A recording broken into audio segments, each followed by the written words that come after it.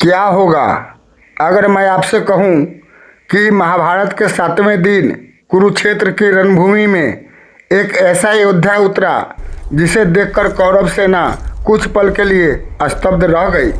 वह हस्तिनापुर का नहीं था, न ही किसी प्रसिद्ध राज का राजकुमार। वह आया था नागलोक से और उसके हाथों की गति देखकर महारथी भी समझ नहीं पा रहे थे कि यह युवा वीर आखिर है कौन। उसी दिन भीष्म पितामह ने एक योद्धा को सामने देखकर अपने अस्त्र नीचे कर दिए। क्या यह केवल दया थी या हजारों वर्षों पुरानी प्रतिज्ञा का प्रभाव? आइए चलते हैं महाभारत के युद्ध के 7वें दिन, जहां हर क्षण इतिहास बदल रहा था। 6 दिनों से कुरुक्षेत्र की धरती रक्त से लाल हो चुकी थी। टूटे हुए रथ, बिखरे हुए अस्त्र, घायल हाथियों की गर्जना और हजारों सैनिकों की अंतिम पुकार। युद्ध अब केवल राज्य का नहीं, धर्म और अधर्म के अंतिम निर्णय का रूप ले चुका था। 7वें दिन भोर की पहली किरण के साथ ही दोनों सेनाएं फिर आमने सामने खड़ी थी। शंख गूंजे, रणभेरिया बजी और कुछ ही क्षणों में पूरा मैदान बाणों की वर्षा से भर गया। कौरव सेना के अग्रभाग में भीष्म पितामह पहाड़ की तरह अडिग खड़े थे। उनके हर बाण के साथ दर्जनों योद्धा धराशायी हो रहे थे। दूसरी ओर श्री कृष्ण अर्जुन के रथ की लगाम संभाले शांत दिखाई दे रहे थे, लेकिन उनकी आंखें रणभूमि के हर परिवर्तन को गहराई से देख रही थी। उन्हें पता था आज का दिन सिर्फ युद्ध का नहीं, रणनीति का भी दिन है। उधर द्रोणाचार्य द्रुपद पर लगातार प्रहार कर रहे थे। दोनों के बीच वर्षों पुराना वैर आज फिर जीवित हो उठा था। इसी बीच एक ओर से एक अलग ही गर्जना सुनाई दी। पांडव सेना के बीच एक युवा योद्धा अद्भुत वेग से आगे बढ़ रहा था। उसके तीर मानो बिजली की तरह एक के बाद एक कौरव सैनिकों को परास्त कर रहे थे। कई योद्धा पहली बार उस वीर को देख रहे थे। वह था इरावान, अर्जुन और नागकन्या उलूपी का पुत्र। उसका बचपन नागलोक की रहस्यमय दुनिया में बीता था। वहाँ उसने केवल युद्ध ही नहीं, धैर्य, वेग और कठिन परिस्थितियों में लड़ने की कला भी सीखी थी। जब उसे पता चला कि उसके पिता धर्म युद्ध लड़ रहे हैं तो उसने एक पल भी देर नहीं की। वह नागलोक छोड़कर सीधे कुरुक्षेत्र पहुंच गया। आज उसकी वीरता पूरे युद्ध का केंद्र बनने लगी थी। कौरव सेना के कई योद्धा मिलकर भी उसे रोक नहीं पा रहे थे। हर वार सटीक, हर निर्णय तेज, हर प्रहार घातक। उधर शिखंडी भीष्म पितामह की ओर बढ़ रहे थे।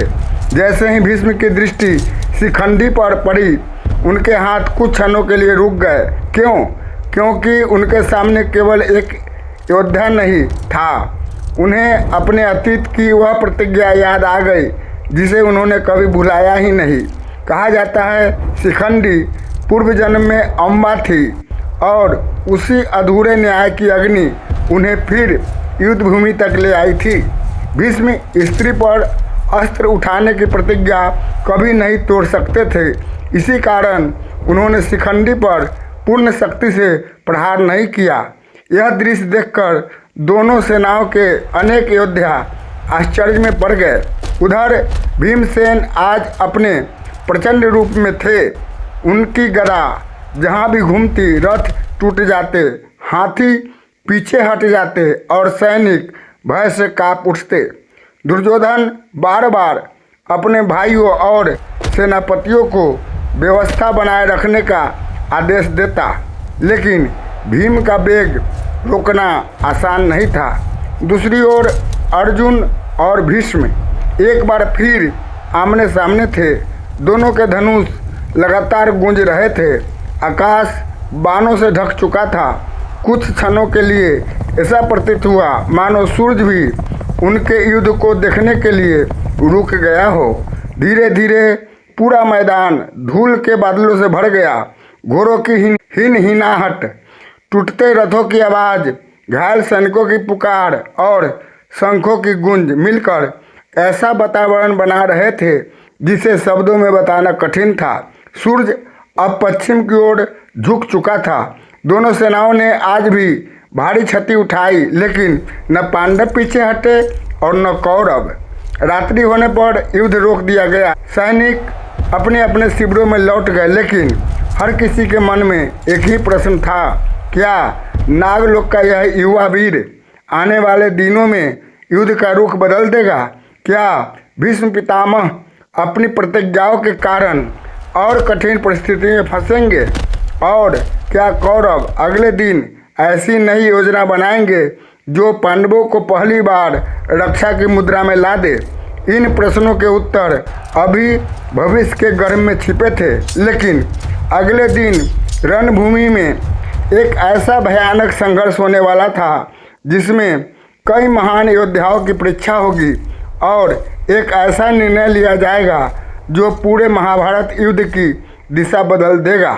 आखिर 8वें दिन किसका पराक्रम सबसे अधिक चमकेगा?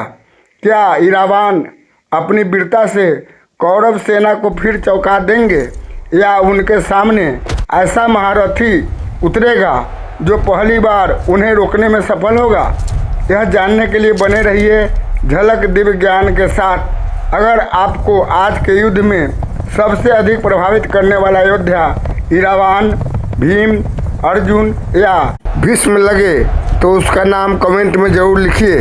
वीडियो पसंद आया हो तो लाइक सब्सक्राइब ज़रूर करें। थैंक यू, धन्यवाद।